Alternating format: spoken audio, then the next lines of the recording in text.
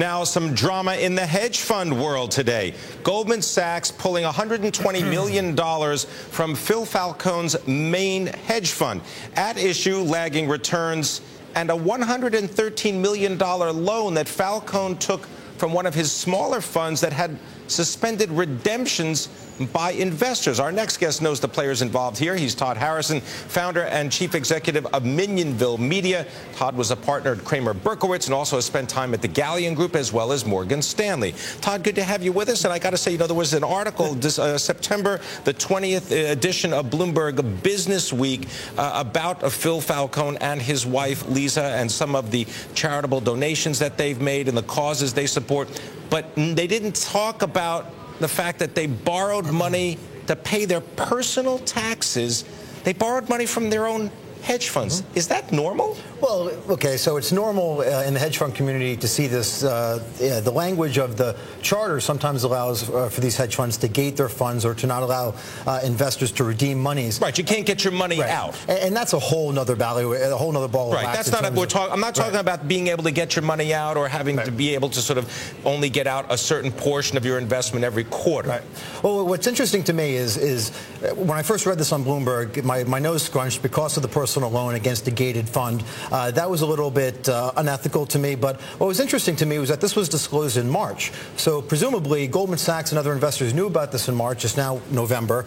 So I don't think it's as much that he borrowed money against it. That's a stinky fish of another sort. But I think it's more Goldman Sachs is rotating risk, perhaps. The old adage on Wall Street is you're only as good as your last trade. I believe his main fund is down some. So this could be a classic case of rotating risk on behalf of Goldman. And as they are widely considered the smartest guys in the room, I think the risk for Falcone right now is that others may follow Goldman's lead. All right, I hate to stay with the stinking fish for just a minute, but I just want to understand this.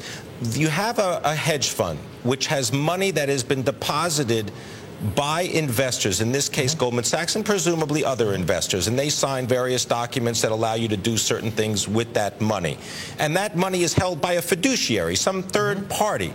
And does that fiduciary then have to agree to allow that money to be lent back to the manager of the fund for something like personal taxes? Well, the answer is I don't know. Have you ever experienced anything like that? I never have, nor have I been in this situation. Not just a situation from a hedge fund specific standpoint, but in a macro situation. I know folks who were very good at what they do in the hedge fund community that had compounded double-digit returns that on their face would not gate their fund because they didn't think ethically that was the right thing to do, and they were punished for it because the fund of funds came and they raided their fund because it was the only source of liquidity. Sure, I remember Leon Cooperman of Omega, for example.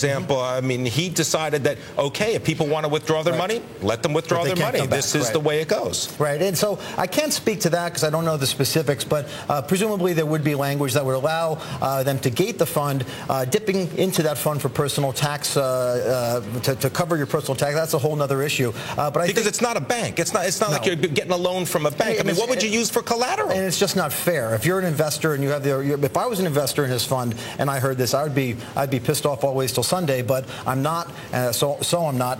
So it remains to be seen who's going to follow Goldman's steps in terms of redemptions at 25% per quarter going forward. Todd Harrison, appreciate you coming by such short notice, the chief executive and founder of Minionville Media. Appreciate it.